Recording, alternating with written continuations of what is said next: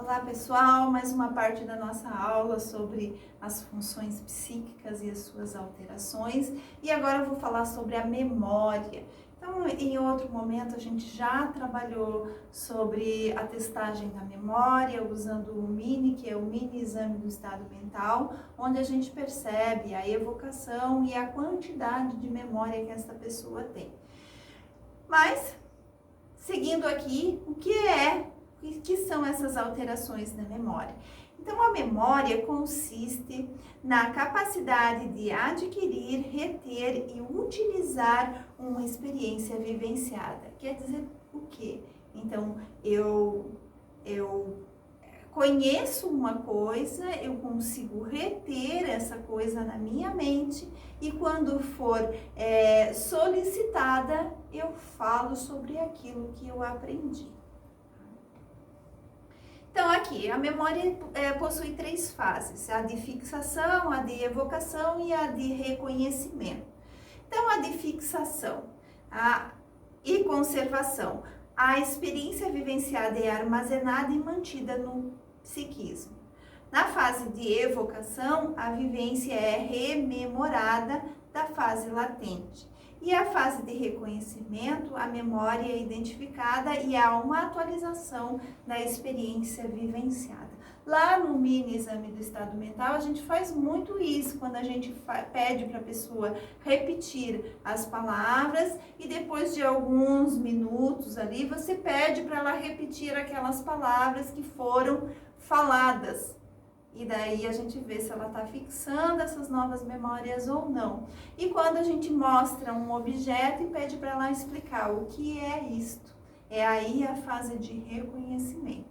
Tá? As principais alterações da memória: a amnésia, que é a incapacidade total ou parcial para recordar experiências passadas e pode ser de origem orgânica ou emocional. Então, no caso de alguma pessoa que tem um estresse pós-traumático, pode ter uma amnésia do tipo emocional.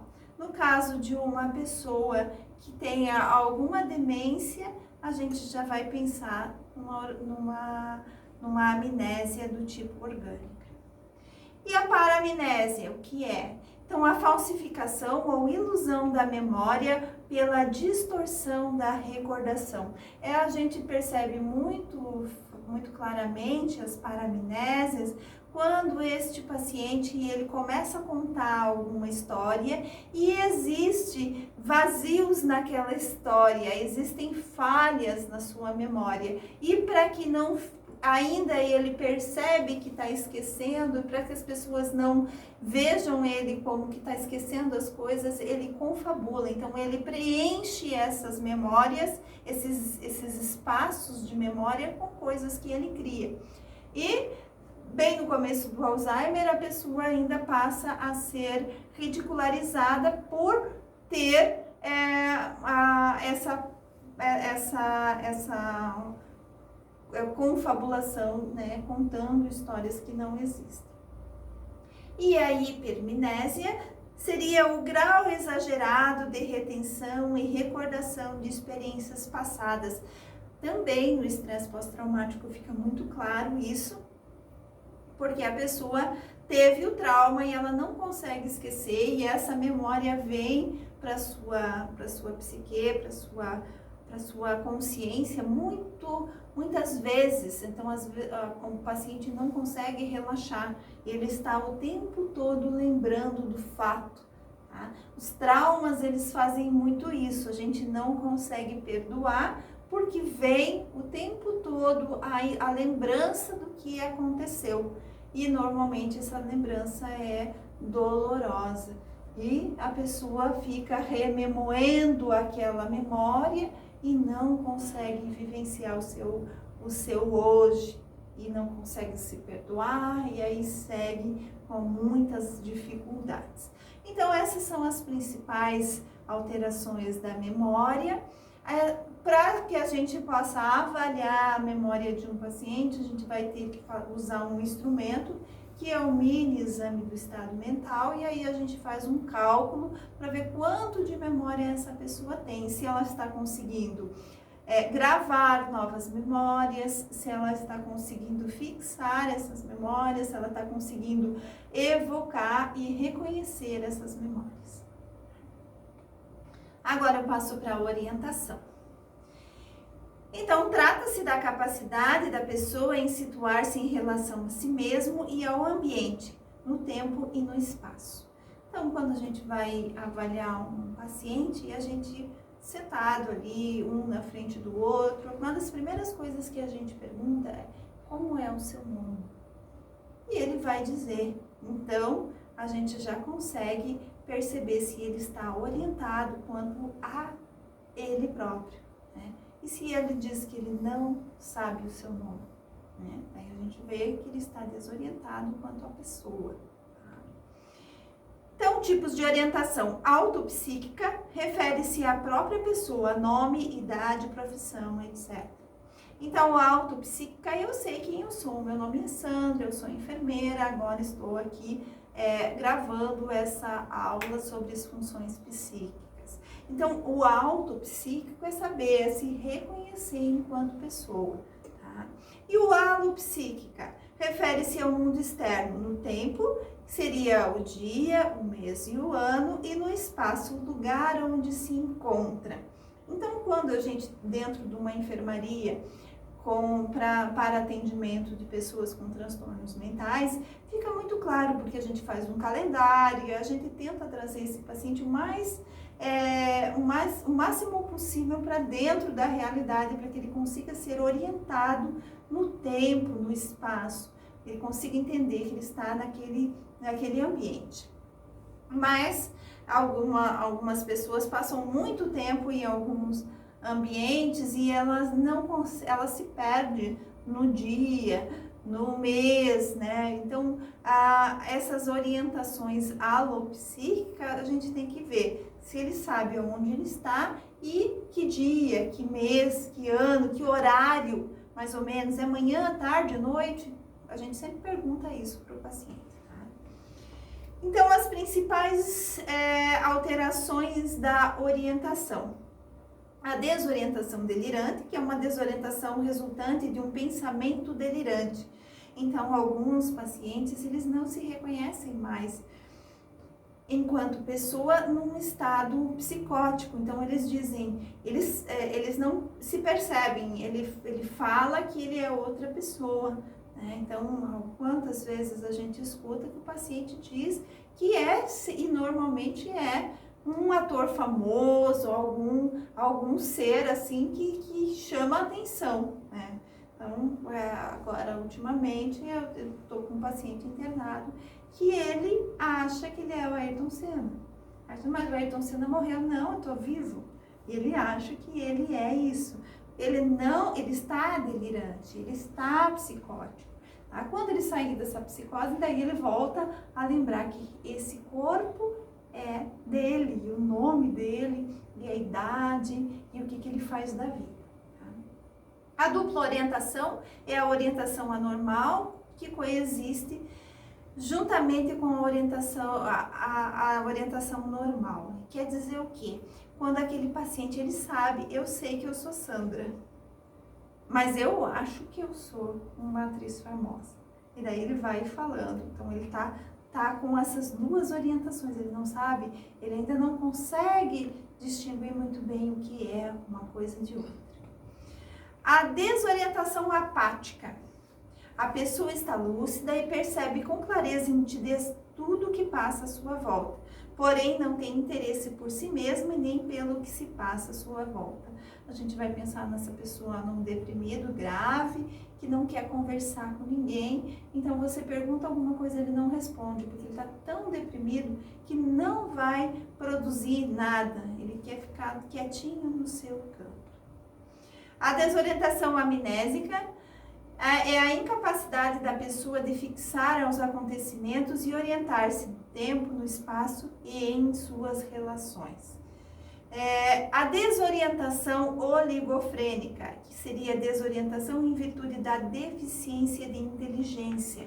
Então aí a gente vai pensar numa pessoa com deficiência intelectual que tem uma desorientação e às vezes até é uma desorientação tanto halo quanto autopsíquica, e ela não sabe realmente onde ela está, quem ela é e que dia ela é. Por quê? Porque essa inteligência, ela é muito baixa. Ela não tem condições, ela não aprendeu a se reconhecer. Agora eu passo para a consciência.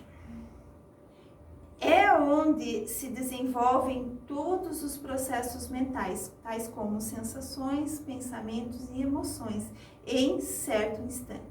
Utiliza-se o termo lucidez para conceituar o estado normal de consciência. Então, a consciência a gente vai ver se o paciente está consciente ou se ele está inconsciente. Se esse paciente estiver em coma, e a gente vai lembrar da escala de Glasgow, que vocês vão aprender em outras disciplinas, mas esse paciente pode estar num estupor, ele pode estar em um grau, né, de sonolência. Então aí você vai evoluir conforme a escala de Glasgow.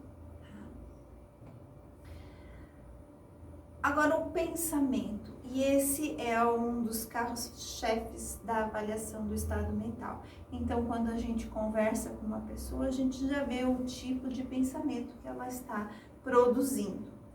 Então, o pensamento é pelo qual ocorre a assimilação, formulação e condução das ideias. Então, eu penso e depois eu verbalizo o que está na minha mente. Então, o pensamento é dividido em produção, que é da natureza do pensamento, em curso, que é como acontece a articulação das ideias, e conteúdo, que refere-se a temas de natureza e a natureza das ideias. Então, vamos pensar numa pessoa que está psicótica. Então, esse pensamento vai estar alterado tanto na produção, quanto no curso, quanto na articulação das ideias e do conteúdo. Tá? Então, a gente vai sempre lembrar, quando a gente avalia um pensamento, a gente tem que ver que tipo de produção é, que tipo de curso é, como ele produz, como ele verbaliza essas palavras e o conteúdo, o que tem dentro deste pensamento. Tá? Então, as alterações referentes à produção configuram-se em basicamente duas. Um vai ser o pensamento lógico, que respeita as noções de causa, tempo e espaço, e o outro que seria o pensamento mágico, onde não há acordo com a realidade. Então, quando você está conversando com uma pessoa que está dentro da realidade, né, que você consegue comparar o que ela está falando tem a ver com a realidade. Às vezes você vai ver no prontuário desse paciente se realmente é isso que ele está contando, ou então vai conversar com um familiar, e tudo que ele fala está dentro da realidade. Então, esse pensamento vai ser lógico.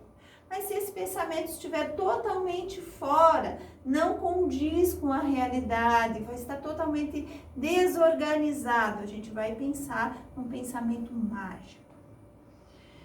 Então, as alterações do curso, tá? Então, o curso, ele tem que seguir um fio associativo. As ideias, elas têm que estar associadas uma à outra para que flua de uma maneira correta. Então, as alterações do curso seria a inibição do pensamento, que ocorre pela lentidão do pensamento, a perseveração, quando a pessoa se apega a um termo, palavra ou assunto e utiliza-o em todos os seus discursos. A aceleração do pensamento, que ocorre pela excitação dos processos psíquicos. Quando o paciente está em estado psicótico, às vezes ele está com um pensamento acelerado, com um curso acelerado. Então, ele vem falando muitas e muitas coisas. Um bipolar, na mania, aparece bastante esse pensamento muito rápido, né? Então, o curso do pensamento é acelerado. Fuga de ideias, verbalização rápida e contínua que promovem constante mudança de ideias. Bloqueio, interrupção abrupta do pensamento antes que um pensamento ou ideia seja terminado. Após uma pausa, a pessoa não se recorda do que falava anteriormente.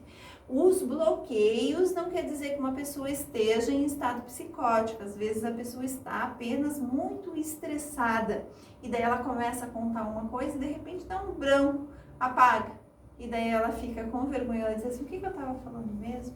É um marcador aí de ver como que está o seu nível de estresse.